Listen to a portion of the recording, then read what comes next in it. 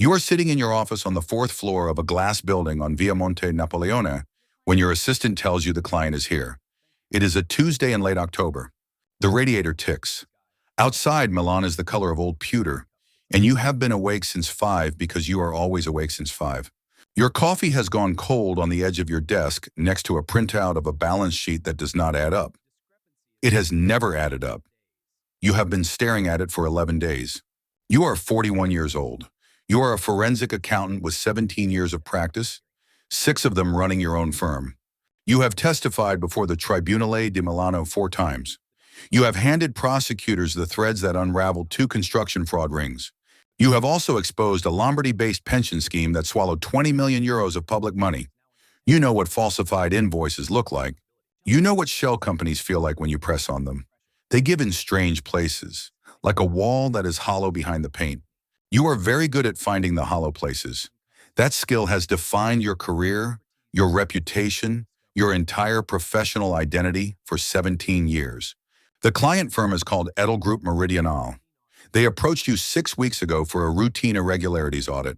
The referral came through a lawyer you know slightly. Nothing unusual.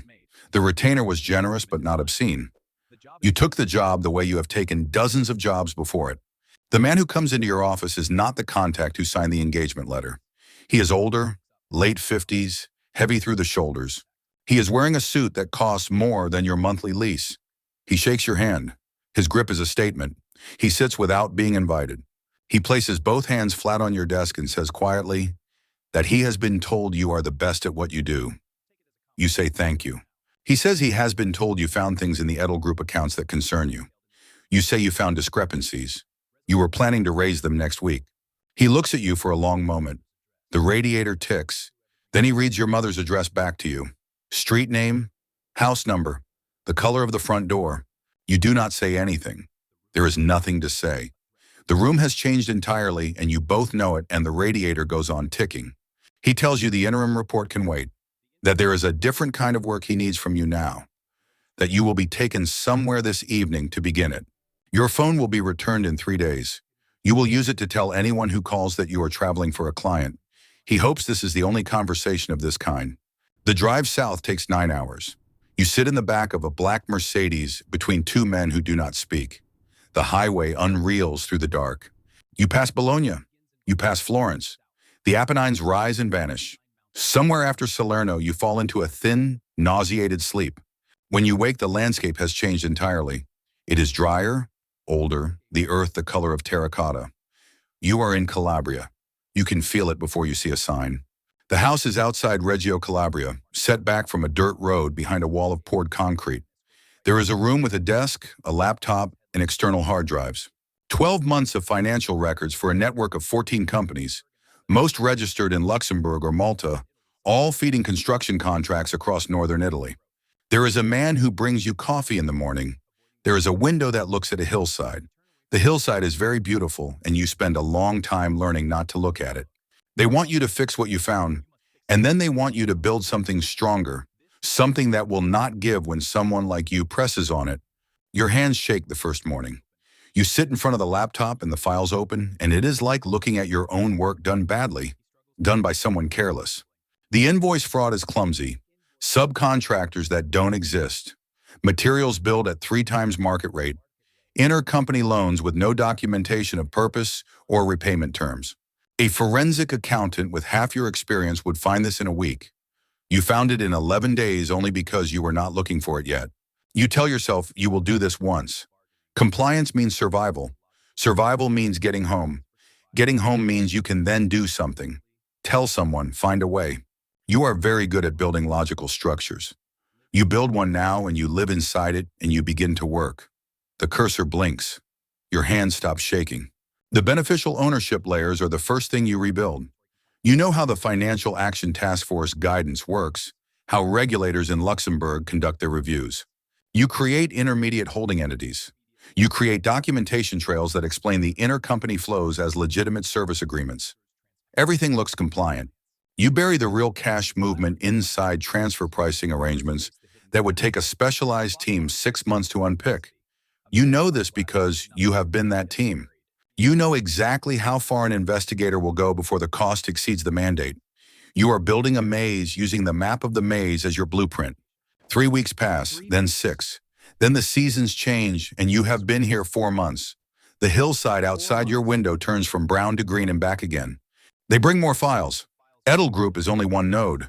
There are companies moving money through Albanian construction subcontractors.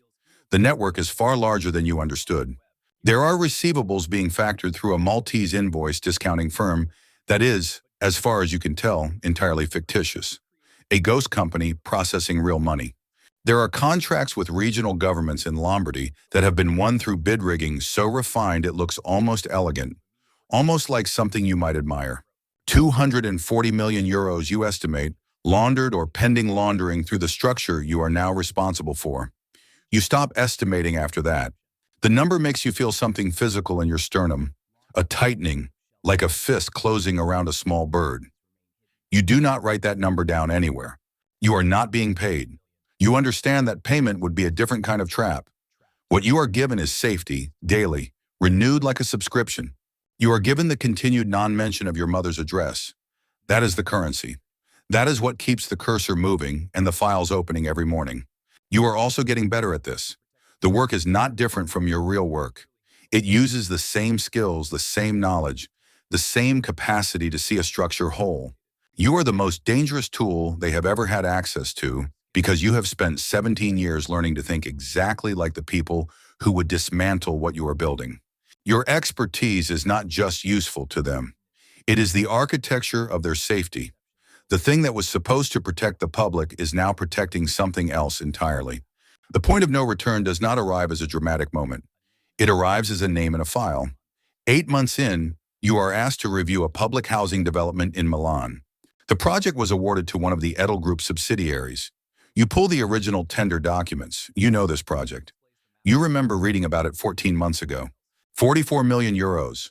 Social housing for 312 families displaced by urban redevelopment. The project broke ground and stalled after 4 months. The families are still in temporary accommodation.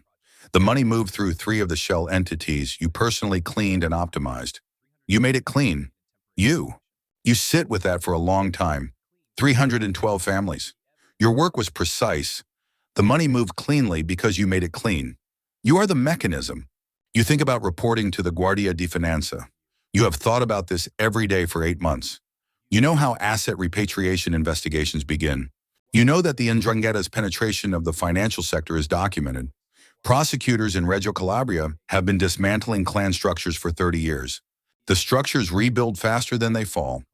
You know that witnesses disappear not always through violence, but through complexity, through the difficulty of proving who knew what and when. You know your fingerprints, metaphorically and perhaps literally, are now on every structure you have built. You would not arrive at the Guardia as a victim. You would arrive as a suspect. This is the cage. This is what they understood when they chose you. They did not choose you despite your expertise. They chose you precisely because of it. They allow you to return to Milan after 11 months. You live in your apartment. You go to your office. Your firm has survived on cases you completed before all of this. You have a colleague who makes coffee badly and talks too much about football. He asked one day at lunch if you were all right. You say yes. The word comes out flat. You go on a single dinner date in February with a woman you met at a conference before all of this. She is clever and warm, and she asks what you find most satisfying about your work. You pick up your wine glass and you set it down and you say that you used to find it very satisfying to find the thing that didn't fit, the number that was wrong. She smiles and says, "That sounds like detective work." You say yes, a little like that. You do not see her again. You could not explain why without explaining everything. Explaining everything is the one option that has never been available to you. So you carry it the way certain people carry old injuries. Not always painful, not visible, but there when the weather changes, when a client sends you a referral to audit a construction firm, when you read a headline about Guardia di Finanza seizures in Lombardy, you feel simultaneously relieved and sick with a guilt so layered you cannot find the bottom of it. This is not a story about a villain. This is a story about a mechanism. The Ndrangheta is real, documented by Europol as the wealthiest criminal organization in Europe, generating an estimated 50 billion euros annually across the continent. Their use of professional intermediaries, accountants, lawyers, notaries, is not a narrative device. It is a documented feature of how the organization operates and expands. Somewhere right now, a mid-career financial professional in a Northern European city is reviewing the books of a new client, a referral from someone they trust. A construction company whose accounts have one or two things that don't quite fit. Nothing alarming, just a slight hollow feeling when you press on a certain column of figures. They have noted it. They plan to raise it in their interim report. They believe they are still on the outside of whatever this is. They are wrong the same way you were wrong. The numbers always know before you do. And by the time you understand what the numbers were telling you, the door you came in through is no longer visible from where you stand.